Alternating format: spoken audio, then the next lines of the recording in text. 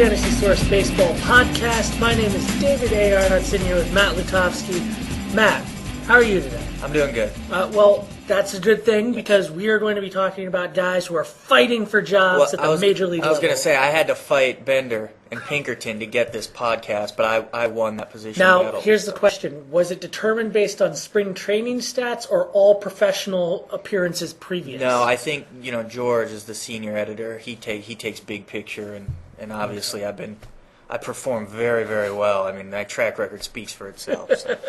well, actually, I was just the only one who had nothing else to do now. Okay. So it was kind of like the Kansas City Royals thing, where just like whoever ends up being alive at the end of spring gets the job. Pretty much, yeah. So let's talk about those position battles that are going on during this spring training, and which ones are fantasy relevant for pretty much the majority of people. I see that you have the Baltimore outfield first base DH group. They do have some really, I guess you could put it that they have a bunch of guys who should be DHs that would be playing those positions. Well, yeah, I mean, you look at it and you figure Vlad's getting guaranteed at-bats. You figure Derek Lee's getting guaranteed at-bats. Obviously, Markakis and Adam Jones. So that leaves you with Felix Pie, Luke Scott, and Nolan Reinhold. And, right now it looks like Scott's going to be the guy. He's going to get the majority of the at-bats, but you never know. I mean, he doesn't hit well against lefties. The thing he has going for him is PA, who's probably his, most prevalent competition, isn't good against lefties either. They're both lefties. So he's probably going to win it, and he's a guy, he can hit homers, and he's especially one of these guys who goes on hot streaks, tears. He's kind of like the new Raul Ibanez in that regard. So he has fantasy value if he's playing every day, but with these other guys in the mix, you don't know if he's going to be. And there's so many guys Vlad, is a DH. There's nowhere else for him to go but DH, so that limits at-bats for other guys should something happen. Now, that also sounds like a prime example of real-life value perhaps trumping and taking over for fantasy value. Right. Felix Pie, specifically, much better defensive player than either Jones, really, or especially Luke Scott. Mm-hmm. Yeah, although Adam Jones does have Gold Glove. He can Gold Glove. Look, let's not get started on the Gold Gloves. Yeah. Another team that's having some issues there with a position battle in the outfield, the Washington Nationals out in left field. Yeah, I actually like this one. This one's way more interesting to me, I think, than anyone else in the world for some reason. But I have this thing. I like Roger Bernardina. He has a great name. It's a good name. He's got a good nickname, Flying Dutchman. That's awesome. He can steal bases. He can hit a few homers. So I'm hoping he wins it because I like him. I want to pick him up off waivers. I really do. But, Michael Morris played really well last year, hit some homers, showed some good pop, and this guy was a shortstop for a while and did nothing, and all of a sudden had some pop last year. And they also, unfortunately, have Rick Ankiel, who always is in these position battles, who always sucks, let's be honest. And everyone's sympathetic to him. And yet, he's always on a new team every year, and he's slated to start. So that's probably more for NL only owners, that one. But I really do think that Bernardino could be a mixed league sleeper if he wins that job, gets every day at bats. Based on what Bernardino did last year, there's definitely, at the very minimum, there's hope. Yeah. I mean, that he becomes that really interesting type of. I don't want to say Juan Pierre type of guy who's not that valuable, but in real life, but is much more valuable in fantasy because of his steals. And he's got more pop than a guy like that. Like I was looking at him in a little bit of like what Nate McClough did a couple years ago in Pittsburgh, and I don't think he's not going to hit leadoff, so he won't score as many runs, but there's 20/20 potential there. Let's move to the mound, and there's some crazy battles going on for the 4th and 5th spots in the rotation. Right. Now, you may think to yourself, well, this is a fantasy league. I mean, I'm not really going to be drafting anybody who's not a 1 through 3 pitcher. And even then, my 3 pitchers, they're just going to be like roster filler depth. Well, that's not how it works. I mean, some teams just have better all-around pitchers all the way through. And I think that the Twins are like I said, a prime example of that. Well, the Twins right now, it looks like the number 5 spots between Scott Baker and Kevin Slowey. And both of those guys in recent years have been must-have sleepers. Like I remember a year Slowey was really high on people's lists, and there's still a chance both could make it. Nick Blackburn falls out; they're not sure yet. But that's one where both of those guys have potential fantasy value. They're fly ball pitchers, but that's okay because they're in Minnesota, which is a pitcher's park. So I think that's one you're gonna want to watch.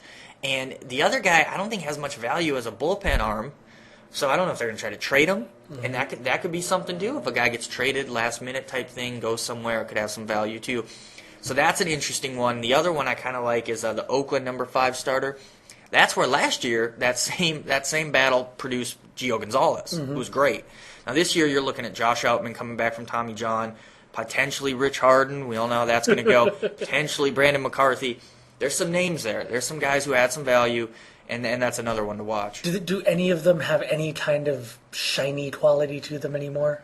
I don't know about that. I mean, Harden. It's funny. Harden is still like only 29 or something insane. It feels like he's, And he went to JC too. Yeah, it's not like he's straight out of high school. Yeah, it's like he's like a Vietnam vet at this point, where you're just like, oh, Rich Harden, he has some stories to tell. But to me, the biggest thing this year, or the spring, this year more than ever, is closer battles. They're insane this year.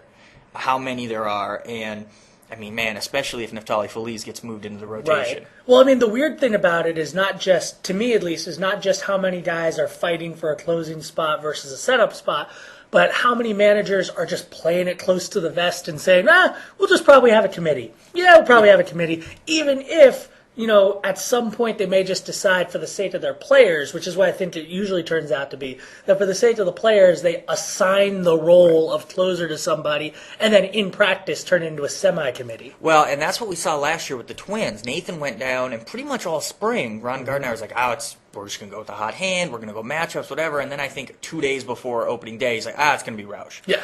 So we're seeing that, Tampa Bay is the biggest right now, just cluster. Just they're the most likely to legitimately go have with a committee. Atlanta's saying they're splitting with Vendors and Kimbrel.